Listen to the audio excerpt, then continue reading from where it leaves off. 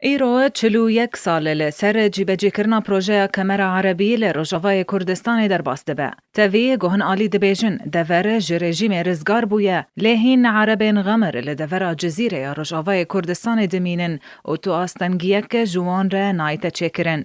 بیروکیا کمر عربی ودگره سال 1962 گوج آلیه محمد طلب هلال سروک لقی سیاسی رژیمه لپارزگاه حسکه گو پروژیک اجبو پارزگاه حسکه دانی بو و یک جه خالین ویجی کمرا عربی بو. ده کنگره قطری پارتیا بعث ده سال 1966 ده بحثا پارزگاه حسکه و هبونا کردان تیده هاتا کرن. و برگیا پینجان یاوی کنگری تیده بحثا جیبجی کرنا پروژه کمرا عربی کر. جبو والکرنا دورا جزیره روجاوای کردستان جو کردان و بجه کرنا عربان لجهوان درخستیه. گو او کمر بدرجاهی 300 کیلومتریان جه سینور عراق و حتا باجار سرکانی درج دکه و به پاناتی 10 حتا 15 کیلومتریانه.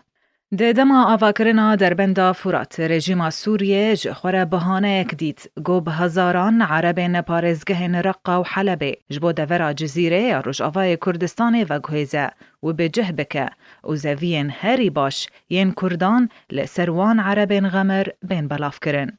ده سال 1973 ده پارتیا بعث به پراکتیکی دسته بجیبجی کرنا و کمره کر و عربین غمر جبو دوره هاتن و گوهستن. آواکرنا و کمره بو جهن رازیبونا گل کرد لروجاوای کردستانه و پارتین سیاسی جی لی او پیلانا تعریب کرنا دورا جزیره چو سری و نزیکی 40 گندی جبو وان عربان جدیرکه و حتا سرکانی جوان را هاتن آواکرن. ایرو 41 سال لسر کمر عربی را در باسته به. و تاوی گو پارتیا یکیتیا دموکراتیک پیاده و هن پارتین دن دبیجن مروجاوای کردستان جرژیم رزگار کریه.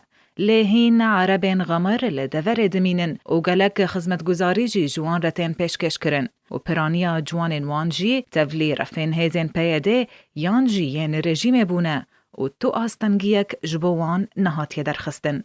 به دست بکرنا شورش سوریه دادار 2011 ده ولاتین روجاوای کردستان به تایبت خودان نزوین گو عربین غمر تیده بجه بونه دگوتن گلک دم نمایه گو اف عرب وگرن دورین خواه و زوین وان جار کدن وگرن لید دم نهاده پرانیا وان عربان خودان و مروین خواه جرق و حلب آنینه و هجمارا وان گلک زیده بویه و هین تو آلیک سیاسی لروجاوای کردستان تو کارکی پراکتیکی ده برانبر ویکی ده نکریه.